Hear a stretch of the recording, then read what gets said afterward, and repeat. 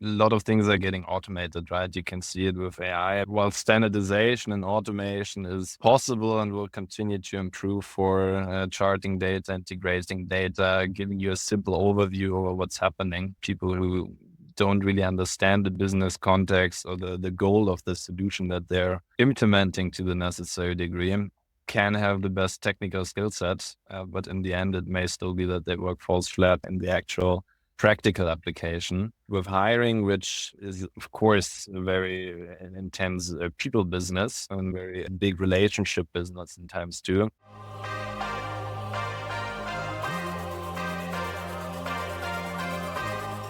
So, Lukas, great to start with a bit of future navel gazing.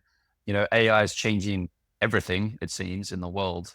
What about for data roles? Like, what do you imagine a data analyst, a data engineer, a data scientist might be doing in 3 or 5 years' time? Yeah, super, super interesting question. And it's, of course, difficult to fully accurately predict it. I'm sure we'll have quite a few surprises going forward in any case. In my opinion, a lot of things are getting automated, right? You can see it with AI, but you can also see it just with things like data integration platforms, tooling, which enables you to get data together into one place without much, if any, manual labor still being required. What I think is that a lot of this manual or boilerplate work that the data specialists do will get automated, and it will get easy to a point we don't really need that high of a degree of workforce there anymore. But what I still think is super, super important and will continue to be so is putting the data into the actual business context, approaching the edge cases that you may have with data integrations. You may be integrating with a very company-specific source system, which has its own quirks and situations where you need to accustom to.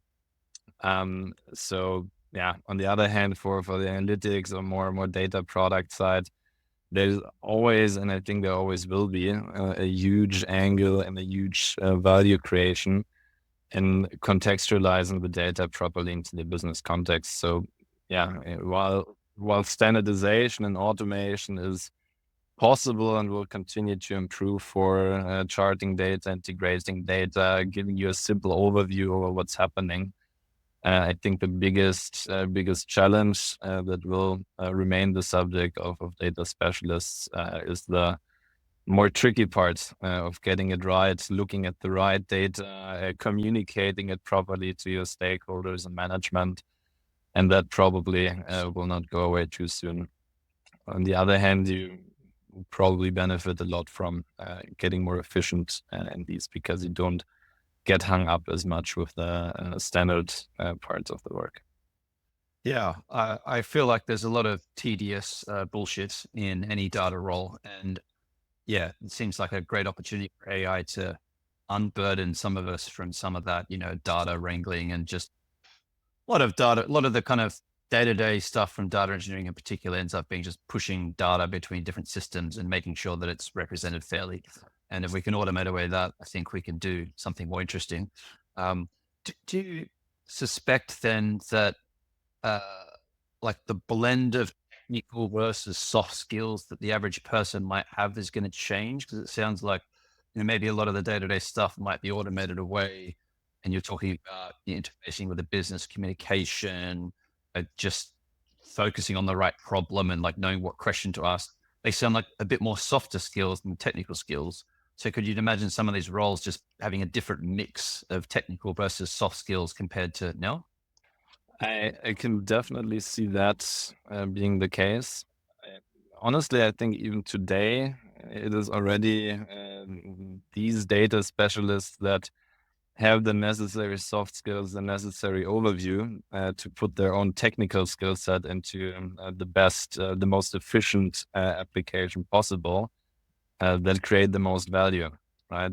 People who don't really understand the business context or the goal of the solution that they're implementing to the necessary degree can have the best technical skill set, but in the end, it may still be that their work falls flat in the actual practical application. But yes, with more and more of these manual bullshitty parts of the job falling away, I do see a certain shift to the soft skills happening, although I think there will always be a need for a certain technical and data savviness that you need to bring to the job to be in an actual position where you can validate, control, challenge the outputs that any automatization or AI tool might give you. Yeah, I think that's a really important point, because I feel like a lot of these large language models are exceptionally good at presenting something that, if you didn't have any knowledge of that area, would look great. But it's only once you start using it for things you actually are an expert in that you know, hang on, no. This is sort of superficially right, but like that's wrong. That's a lie. That's a misrepresentation. You forgot about this. And so, God, imagining AI at the moment being used en masse by people for things that they're not an expert in is kind of scary, to be honest. And I feel like it's because it's so convincing. Like if it was obviously wrong to anyone, if it was just gibberish, then it would be discounted. But it's how it's kind of subtly wrong, which, yeah, is worrying. Another thing I was just thinking about then as we were discussing that was if, let's say, a data role in a few years' time is relatively more a soft skill, domain expert kind of role, would we expect to see different types of people becoming data people? Like, would you be you've worked in the finance bit of the business for a couple of years, you know that domain very well, or you've worked in, I don't know, the customer success bit of the business, and now you're almost become a data analyst powered by this AI that's doing the kind of tedious stuff for you, and you apply your business lens or your kind of soft skill lens. Can you imagine, the blend of people being a bit different? I can see this happening, as I think it's quite clear that the hurdle to actually dealing and working with data lowers the more we benefit from these toolings. It will most certainly be the case that the less effort it takes, the less reskilling is required for a specialist in another field to approach data. We will be seeing this more and more often. People approaching closer to the data domain. But this only works as long as the data is still sufficiently superficially reasonable, and there's a decent output that you can actually contextualize into a business context. What I see happening quite a lot, at least currently still, is AI also falling flat in times in the pre-processing stages, be it data integration or data transformation, where there may be some specific situations, some architectural issues maybe that you're facing historically, that just make the standard data processing as you would love to apply it, and as AI usually applies it as well, not work out, because you have to factor in certain issues that come with the data from the get-go. And in these areas, I think it is, and it will remain to be necessary to have someone who has the technical background, technical expertise, and most importantly, experience in the field, that comes from having done it multiple times themselves, having stumbled a lot of times about these various pitfalls that you might encounter in specific situations, to actually be able to correct and adjust what automation might give us, so that even on the superficial data that falls out at the end of your pipeline or processing journey, that even there's reasonable data to a degree where it's valid and correct as an output. I feel like with data, you can kind of predict what's going to be wrong with it once you've had enough experience. You kind of know what to look for. Okay, well, I'm going to check this. I'm going to look for outliers. I'm going to look for when there shouldn't be negative values and there are. I'm going to look for there's been a transformation, and I reckon the decimal point's been removed and it's going to be an integer. Like, you you have enough experience, you just know probably what's going to be wrong and you can test for it yourself. I wonder if will AI make the same mistakes or they make like a new set of mistakes and might almost have to develop a sense of like that gut feel for what AI is going to do wrong and make sure we explicitly check that. What do you think? But that's a very interesting question. I guess when we think about it, I work with AI in a lot of situations where I have it put out standard code pieces for work that may be complex, but easily standardized in a way where I trust AI to create it. Speaking from that experience, there's definitely a sense of false security that sometimes comes with the solutions that AI generate, where you may not directly see on the surface that something actually went wrong, but you have to dive quite deeply either into the code or in the earlier processing steps, in the data context again, in the data processing journey, to actually see where something went wrong. These situations definitely arise. I still think a lot of the standard framework of how you would approach a data set and validate that the end result is actually valid will still apply. But you probably have to, kind of fight both the inner laziness that sometimes prevents one from actually validating and checking everything, and in addition, the sense of security that AI gives you when it produces a solution that at first glance looks easy, smooth, and superficially correct. It's interesting. It's not only as you said, the output that kind of checks off the kind of smell check initially, especially if it's in an area that you're not an expert in, but at least for ChatGPT in particular, which is the main one that I've used, is the kind of assertive confidence with which it gives its answers. Like it's very rarely prevaricating, saying, well, I did my best and here's what I think, but there's a lot of shortcomings with this approach. It's not like, here's the answer, let me know if you need more information. And I wonder whether even, forcing it to be a little bit less certain about itself, or maybe there's a certain parameter you can use to get a little bit more, a little bit less confidence in its answers. I feel like I would appreciate that sometimes. Yeah, I guess that's what we also, and it's one of the things we appreciate most about colleagues that may be very, very skilled, have long-term experience, and that we consider to be experts in their fields.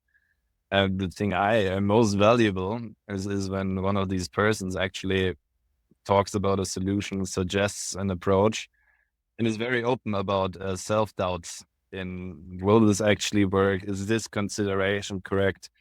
I'm not fully sure about this part here. Maybe we should dive deeper and check into this. It's super important, right? That we actually do, so that we actually do validate and check these topics. And it's something we don't see a lot from at least the language models I have been using so far.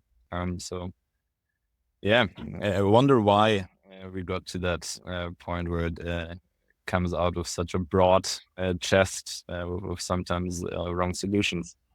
I wonder if it's because it's trained on public data where you're not really wishy-washy. It's listened to a lot of politicians, blogs. It's listened to a lot of very confident sounding people. I wonder if at some point it's trained on like internal dialogue of company employees. Now everything's recorded on Zoom and whatnot. Maybe then it will add a layer of nuance to its discussion or its thought process that currently is lacking. Who knows?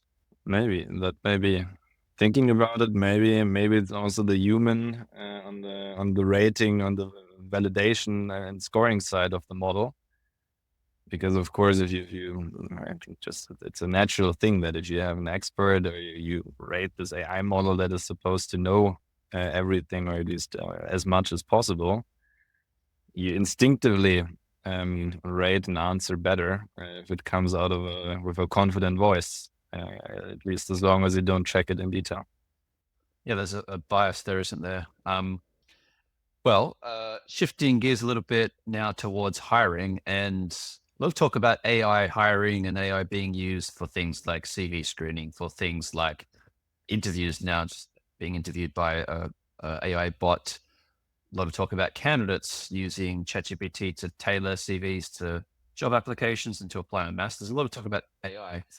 But it's interesting because I feel like traditional hiring is just not even at ground day zero when it comes to being data driven. Like most companies flounder along, measuring almost nothing in the hiring process, base a lot of decisions on very subjective criteria. And so what I'd like to talk to you about is like just data driven hiring to begin with, like before we even get to AI and all that fanciness. Have you ever experienced any projects or been working on anything to make hiring a bit more objective and a bit more data driven in an organization? So far, nothing in terms of AI interviews or AI CV screening as of yet. But regarding standardization and data-driven tracking of the hiring process, I've had quite an interesting project in the past. As a prelude, maybe I think these kinds of standardizations and data-driven approaches work best when you have some situation that can be broken down to certain standard components or to certain generic factors, which may be tricky if you're a small company searching for a very specific role. You don't really have an internal data track record. You don't really have any data to compare things with. In these situations, it's challenging, or albeit probably still possible with some good ideas. But what we had the luxury of is we had a situation where we were searching for a large amount of employees in a basically what is a very, very similar, if not even identical role, except if you think the only factor is maybe a bit of seniority and then the actual location. This was at my previous company where we were active in the German personal finance in the broader sense, and we were looking for employees who would do the financial advisory / sales, depending on how you would define it, had been acquired by a big investor and had very, very ambitious growth goals in mind, which gave us the target of hiring lots of good people quickly, but also with the requirement that it shouldn't be too expensive. And of course, these people should stay on board for the long term. A very, very easy situation, of course. But yeah, what we took to heart there is we tried to do this more data-driven. And we had a good template because our company was very, very strong already in performance marketing and online performance marketing and lead business for the actual end customers, where we already had very good and detailed data-driven approaches to figure out which campaigns do cost us how much conversion do we get, where did the customers come from, and we have been tuning every detail there from day to day for a big volume of leads. We went and took that approach and applied it to our actually hiring funnel for employees. So for this kind of role where we're looking for people. And it was actually quite a fun project. We started integrating our hiring tooling to get in the data over what kind of sources do we have for applications, be it headhunter, is it organic traffic onto our job posting page, is it recommendations that people come from, or just job postings on specific sites that we put online. These were our sources that we looked at. And then in the next step, we worked with this data and the application of all these sources. We combined it with the cost that we incurred with each of them. And we started basically measuring our application process as you would do with a lead funnel in the performance marketing, going from the initial stages, first application, screening, first interview, second interview, and so on, until you make an offer and ideally sign the person. We looked at all these factors and conversion rates over the different funnels to actually optimize and improve this whole hiring process. In the end, and in theory, I think it's a very cool and very exciting idea. In practice, you of course have lots of challenges with this kind of approach too. But it was definitely quite cool to see this in action and to see some of the initial insights that dropped out of this, as it usually is with this kind of data exploration and analysis project.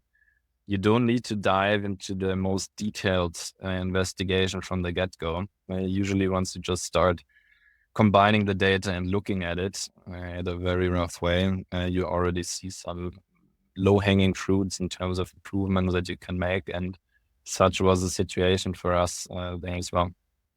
That's awesome. And yeah, I love the analogy to marketing because it's just a funnel like anything else. So why couldn't you apply the same principles? I feel like this is one thing that's generally lacking in talent acquisition. I feel as a very broad statement is not a lot of people end up in there from scientific data, technical kind of backgrounds. And so I feel like there's a monotonous thought process in how companies approach hiring that, as for myself, similar kind of thing. I was a data analyst. I hired all these data people. And that was when I saw, Jesus, this process is broken.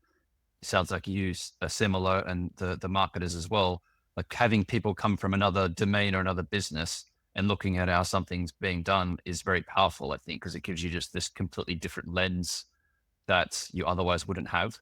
And so that's a really great example. You briefly touched on the fact there were some challenges. So I would love to hear if you could share any of those challenges.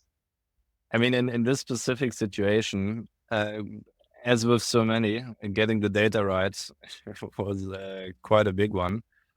At least with leads, with what I was used to, we usually had at least quite a uniform way of getting the data in, right? People click through some form on a website, they become a technical lead.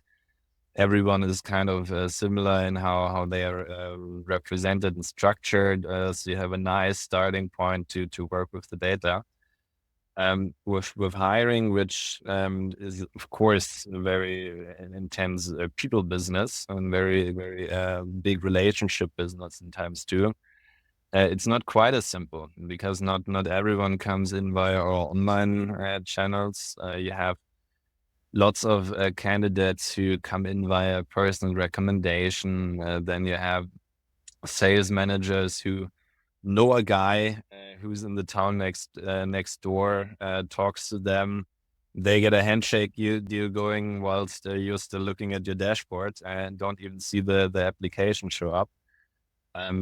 This stuff is, of course, quite tricky to work with, and it can be very critical because if you don't get it right, then your whole insights from the project won't be really worth a lot. In that regard, my learning was that it takes at least as much time to get the business connected and conformed to a certain standard way of taking in at least some rough data on applications, on updating the status of an applicant. It takes at least as much effort to get that part right than it takes to actually integrate some data sources and chart the figures, which loops back nicely now that I talk about it to the whole automatization part as well. Right, so that's one big example where you really need to align the business first to get the data in a quality and in a way where you can actually work with it and gain value from the insights that it might generate. I'm interested in who was driving this project because it's a talent acquisition HR project in theory, because that's the domain. How heavily were they involved? How did you work with them? Did you receive pushback from them? Like, this is quite a atypical way that a talent team would normally think about things, at least in my experience. And so I'd love to hear any insights around that. Well, we floated the idea once or twice at earlier points in times without going much into detail on this issue. In the end, it was from my perspective, to a degree, just the clear need for a good process and optimization in that area. It was a very, very challenging hiring task, and that the HR team had. And so they started looking for solutions where then this interfacing with my at the time data team came into place, and there we then were able to push the project together.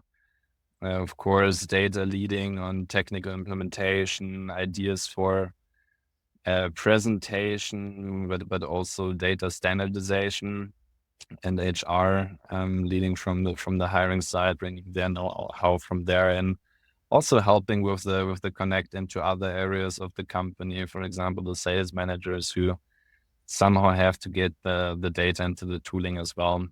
So I would say it's been a collaborative joint effort, led in parts by need for optimization and also just by the promising potential and that data-based optimization might bring. Private equity investor coming in and giving what sounded like an impossible remit, because it's like hire lots of people very quickly and make sure they're very good and make sure they don't get fired or quit early on. So it's hitting, normally it's like a trade-off between speed, cost, and cost. Keep the cost low as well. So speed, cost, quality are normally your levers, but they're like, nah, low cost, high quality, high speed. So like at that point, I'm assuming the talent team or HR team is thinking, well, shit, we have to figure something out here. And is that kind of the origin? Is that like the driving force for why this happened initially? Was just like they had to do it in a sense? Yeah, in a sense, so right. When you have certain goals, you might be put in a situation where you need to look for a solution in areas you might not have explored yet before. And that may also take some effort in the short term. That also takes time away from other tasks in the meantime, right? So it's a bit of a gamble, but there was the need for improvement, and hence the idea for this experiment and solution. Well, so that's a great example of a data-driven way to do hiring, and to take this, marketing analytics lens and apply it to hiring. At the end of the day, it's just a funnel like anything else. So that makes a lot of sense and is amazing. Most companies don't apply that level of rigor. To your point, maybe sometimes it's not as easy because the data challenges you mentioned, and this approach, of course, would result in better returns if you're hiring a very consistent set of people again and again and again at a high volume. Whereas if it's like a random person here and there, maybe with a sample size of one, you can't really have the most data-driven approach. But generally, I feel like the way traditional hiring is done is quite subjective. And in data or in any other space, typically the first stage of a process is screening with a CV. Like 99% of roles is just a human, or maybe now an AI, looking at a CV and saying, do I think this CV and this application is a good fit for this job description? Do you feel like that is a problem? Do you feel like companies kind of overemphasize on paper, and are they missing out on maybe some really good talent? It's in my opinion, always very, very tricky to get it right when looking at the CV.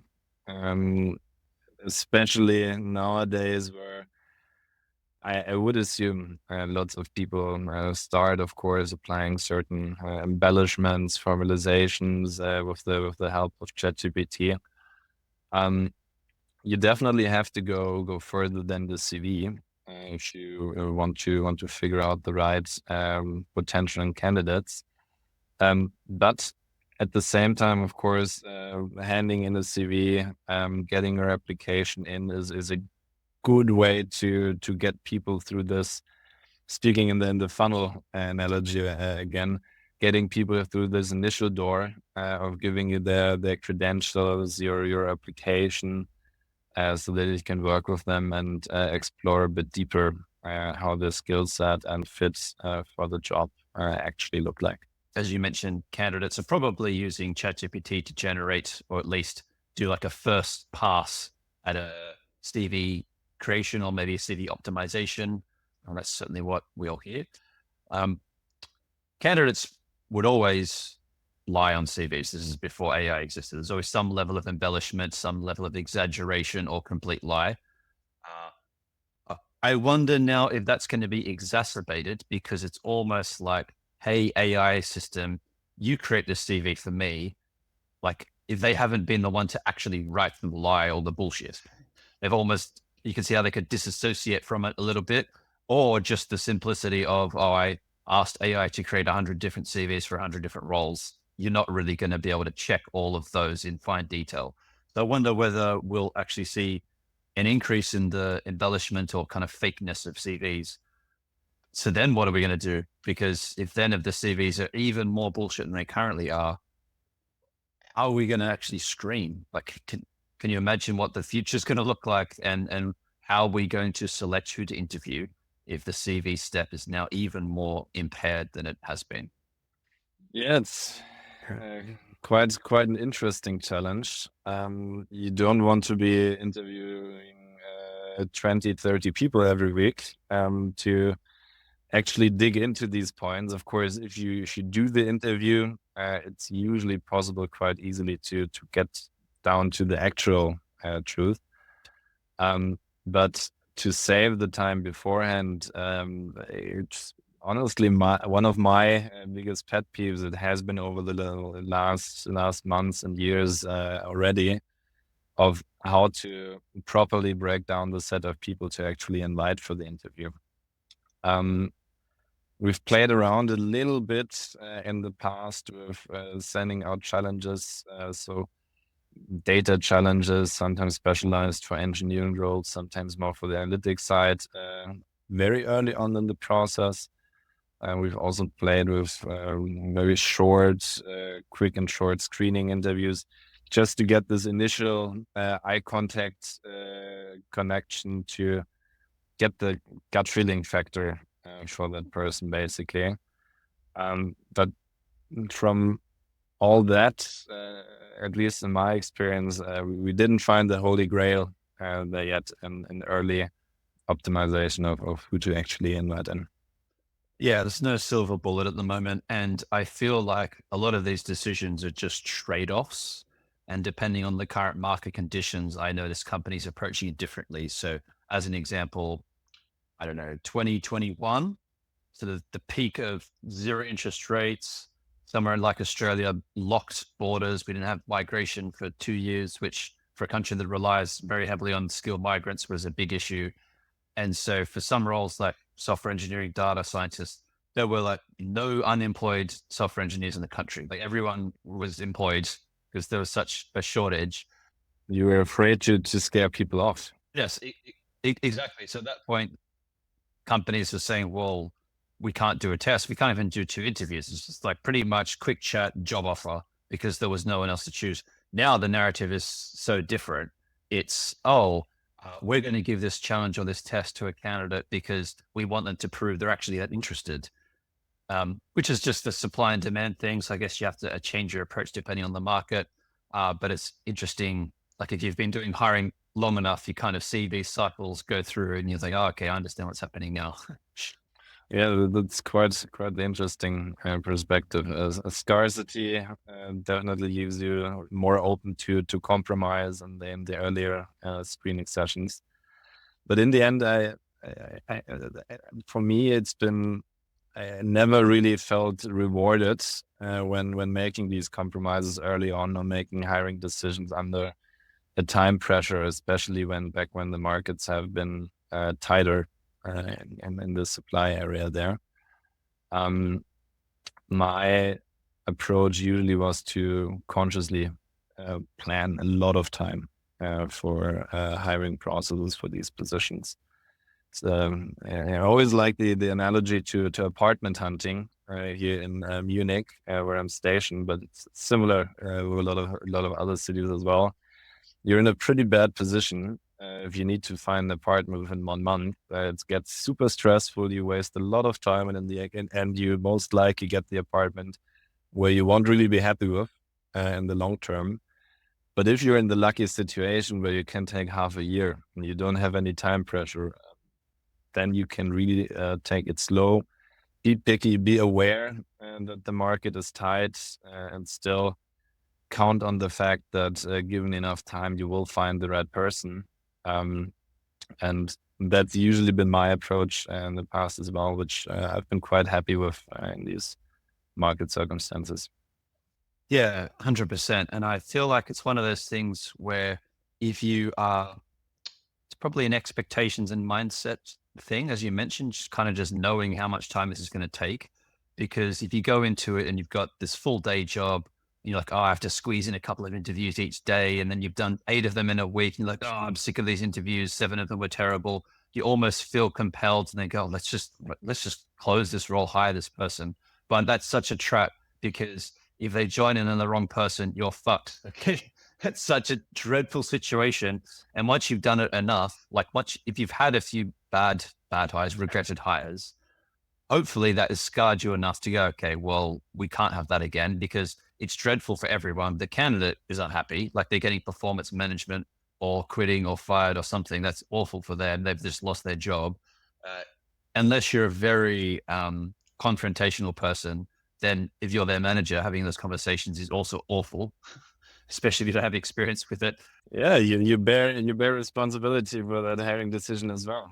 Exactly. It's partly on you, whatever percent that is, 5%, 10%, it's your decision, and you hired them and it didn't work out for whatever reason. And so if you've experienced that firsthand, anything you can do to avoid that is probably worth it, in my view. And it's a win-win, right? Better for the candidates, better for you, better for the team and the company. What about, focusing again on the traditional hiring approaches? So you mentioned manual CV screening, which I feel like could be improved with AI, because at least AI could do it automatically, or basically in real time almost. AI could do it in a consistent way, in a way that humans can't. Again, I've been there reading 100 CVs. By the time you get to the 100th CV, you are bored of reading CVs. You don't want to see another CV. There's no way that the 100th candidate was treated the same as the first.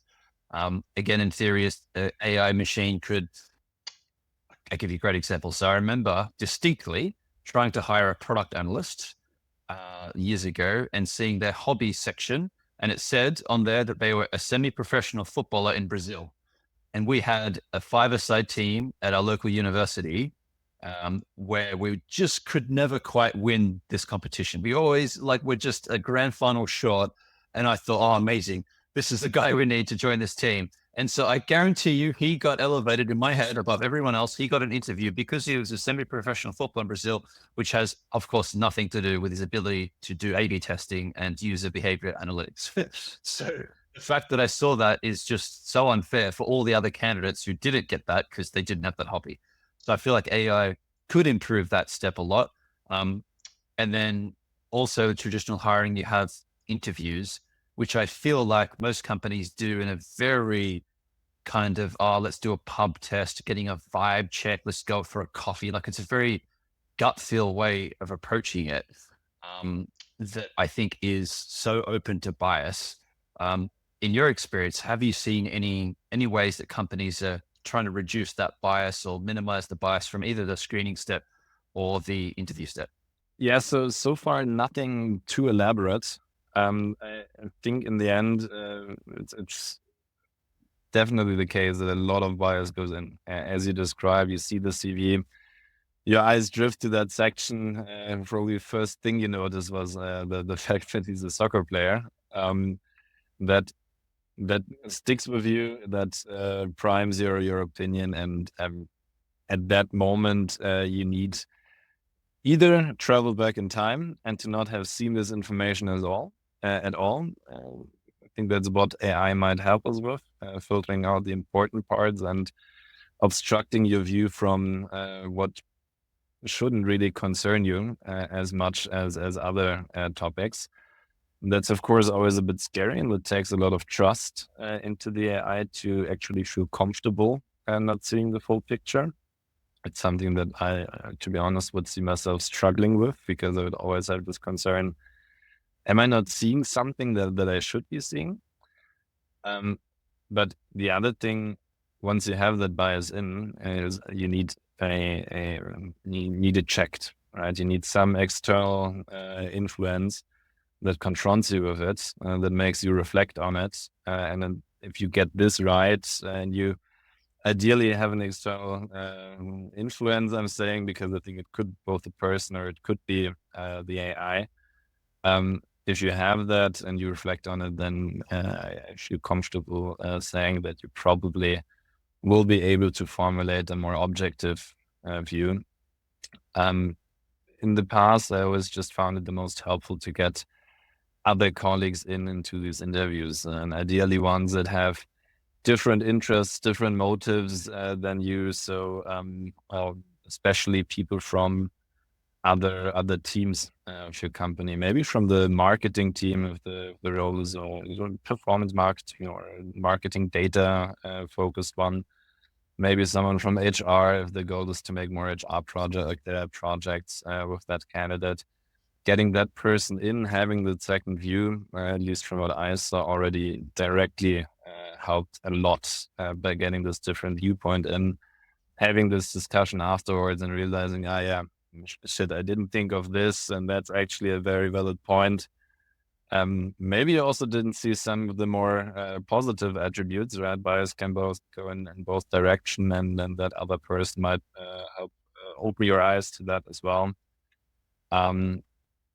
But you can probably also try this out with ChatGPT or with any language model to get this kind of sparring session you would be doing with a colleague to maybe challenge your own view and opinion on that profile, on that CV a little bit. Yeah, I feel like one great use case of AI might be if we could get it in on those conversations, because a lot of companies would do the interview. And so that's often online. It can be recorded. There's a transcript, but they'll often then have after the interview, either straight after or maybe at the end of the week, they'll have this kind of collaborative discussion about, let's say, the 5 candidates who are at a certain stage. And there's a lot of back and forth, and it's just such a gray area because you're talking about the pros and cons of the candidates and kind of trying to compare them across criteria, across different things. I wonder if AI could almost listen to that transcript or read that transcript and give people feedback on, well, hang on, like, so a common one for us that I've seen a lot would be that there's a lot of scope creep or like moving the goalposts on what you're actually looking for. It's so easy to forget what the criteria are. And so you'll have feedback like, oh, yeah, they were really good, but they seemed a bit shy. Which, okay, maybe they were, but is this role meant to not be shy? Is that actually a criteria we're looking for? So you get a lot of kind of valid sounding stuff that's perfectly reasonable, but shouldn't really be considered. And so I wonder if AI could almost hold us to account a little bit by being in on those conversations. Like there's so many companies now would use those meeting recorders to take transcripts and do summaries. Like that could be a value add. What do you reckon? Definitely think so. So, I mean, of course, there's all kinds of discussions going on over bias in AI itself too.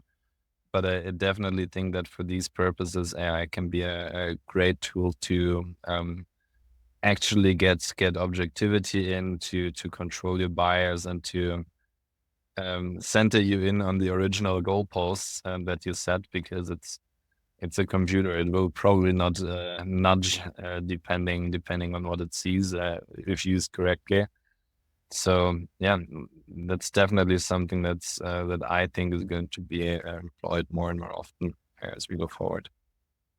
Thinking about it again now, I wonder if people would be more receptive to receiving a nudge from AI versus a human, because it kind of depersonalizes it. It's in a sense a bit more objective. You're not starting a confrontation. And so, yeah, could we be more receptive to receiving feedback as long as we trust the AI gets to a point where we think it's authoritative? Because maybe it doesn't have that ego impact that it would if a human's telling you. I definitely think so. I think this is actually a super interesting point, right? Because you don't have this interpersonal issue with ego that comes in when you get actual critical and to the point feedback into a direction that might not be yours and that you might not be too comfortable with.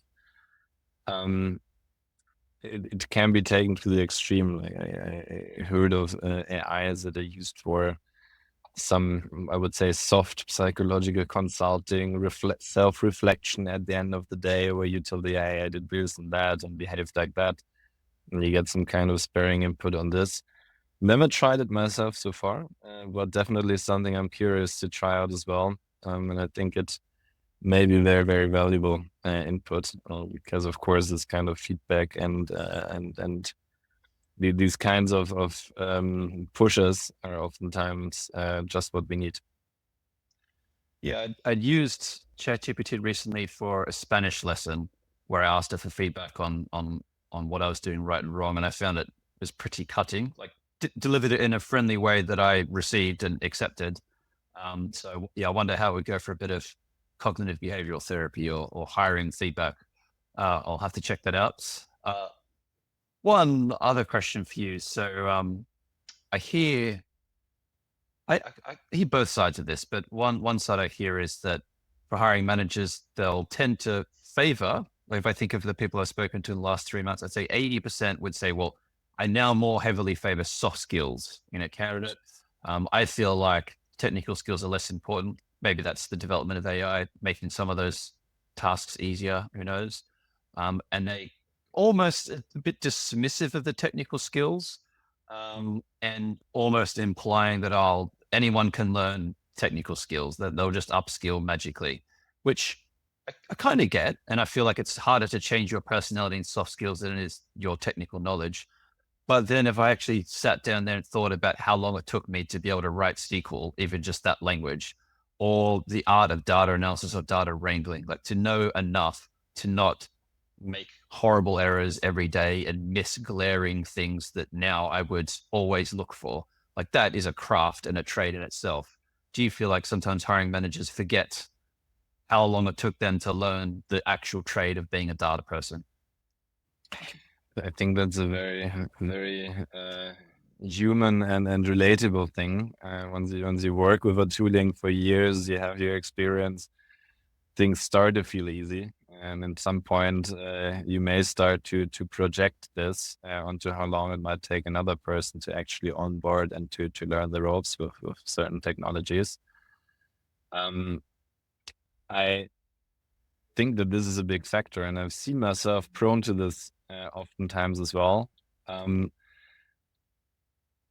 think it's definitely a factor with the technical with managers, hiring managers with a technological background, where you already bring that experience to the table.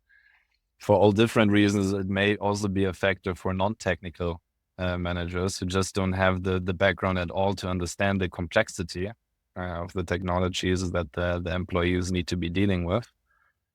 And it's further heightened or accelerated in recent years, and in my feeling, by the scarcity on the market that we already discussed a little bit of too, right?